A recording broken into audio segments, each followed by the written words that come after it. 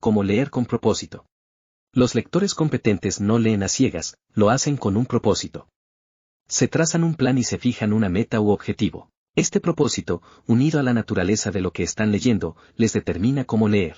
Y es que se puede leer de diferentes maneras en diferentes situaciones y con distintos objetivos. Por supuesto, la lectura tiene un propósito casi universal, entender lo que un autor tiene para decir sobre un tema determinado.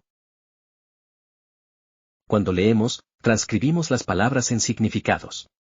Previamente, el autor ha traducido ideas y experiencias y las ha expresado en palabras. Tomando esas mismas palabras debemos transcribirlas nuevamente al significado original propuesto por el autor, ayudándonos con nuestras propias ideas y experiencias. Interpretar con precisión el significado intencionado involucra un conjunto de actos analíticos, evaluativos y creativos. Desafortunadamente, pocas personas traducen con habilidad, pocas pueden reflejar con precisión el significado intencionado del autor, pues proyectan en el texto su propia interpretación. Sin intención, distorsionan o violan el significado original escrito por los autores. En general, leemos para entender qué quieren decir los autores.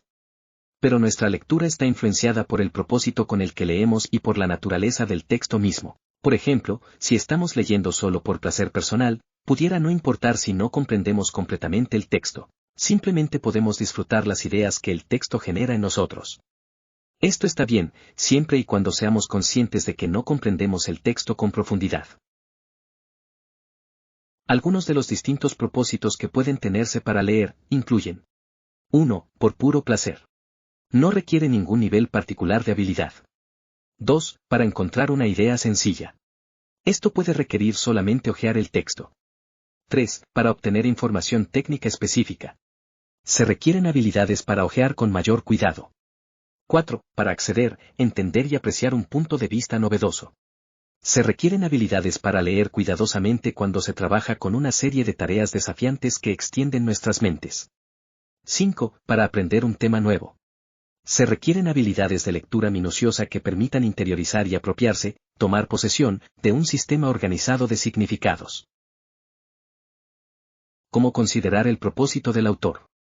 Además de tener claro el propósito con el que se hace la lectura, se debe precisar la intención del escritor pues ambos son importantes. Ejemplos de lo anterior son, editores de periódicos que deben decidir cuáles historias pueden revestir mayor interés para sus lectores y de qué manera contarlas para mantener ese interés, un novelista que escribe una novela, un estudiante que escribe el informe de una investigación. Teniendo en cuenta los diferentes propósitos de los siguientes escritores, ¿cómo ajustaría usted su lectura?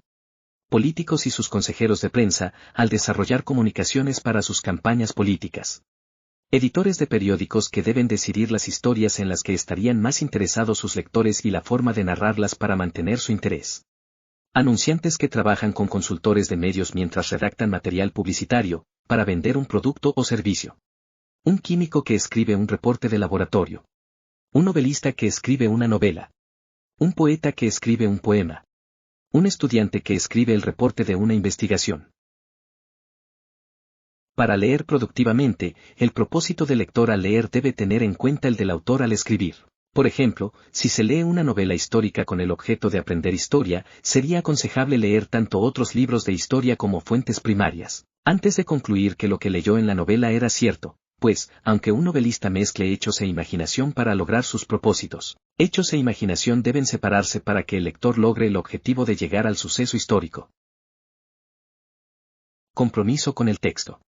La mente reflexiva interactúa con el pensamiento del autor y en esa interacción, la mente del lector reconstruye el pensamiento del autor. Lo hace mediante un proceso de diálogo interno con las frases del texto, valorando qué tan comprensible que es cada frase e interrogándose de manera disciplinada sobre los siguientes puntos. ¿Puedo resumir con mis propias palabras el significado de este texto?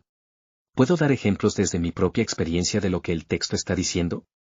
¿Puedo generar metáforas y diagramas para ilustrar lo que dice el texto? ¿Qué me quedó claro y qué debo aclarar?